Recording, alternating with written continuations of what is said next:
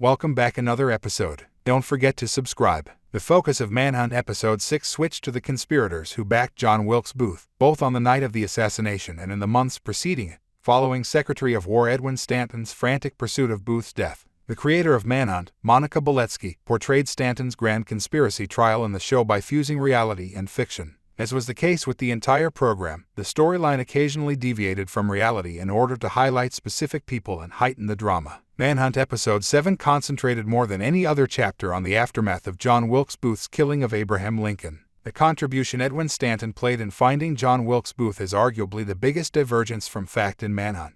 Stanton plays a resolute detective in the show, following leads and questioning witnesses directly, even if it means jeopardizing his own health. He continues to serve as Secretary of War, but he becomes much more actively involved in Booth and his accomplice's physical pursuit. In Manhunt Episode 7, one of the most important pieces of evidence introduced during the trial is the so-called pet letter from Sanford Conover, the spy-turned-double agent for Agent Lafayette Baker. Jefferson Davis refers to John Wilkes Booth as his pet in the letter, which Conover affirms is a reference to Booth, who is well known in Confederate circles as Davis' pet. Conover wasn't the star witness for Edwin Stanton. Conover was first positioned as Edwin Stanton's star witness in Manhunt Episode 7, with the ability to offer conclusive evidence linking Booth to Jefferson Davis and the George N. Sanders-led Confederate clique in Montreal. His credibility is questioned when it is said that he misremembers a crucial meeting that he mentioned throughout his testimony. The fact that Mary Sims was real did go a long way toward ensuring that Dr. Samuel Mudd was held accountable for his sympathies with the Confederacy and his affiliation with the Confederate Secret Service. Mary Sims' testimony was crucial to Mudd's conviction, but it was not particularly relevant to the more serious allegations of grand conspiracy. Throughout the trial, she and other freedmen and women provided testimony against Mudd and the other conspirators. The end of Louis Weichmann's evidence in Manhunt Episode 7, when he declares that he accepts Mary Sims' testimony since it fits with the talks he personally overheard regarding the defendants, is arguably the most moving sequence. A large portion of the hostility and violence that Black Americans experienced in the century that followed was directly caused by Andrew Johnson's Reconstruction Plan, which was a perverted, distorted version of Abraham Lincoln's initial vision.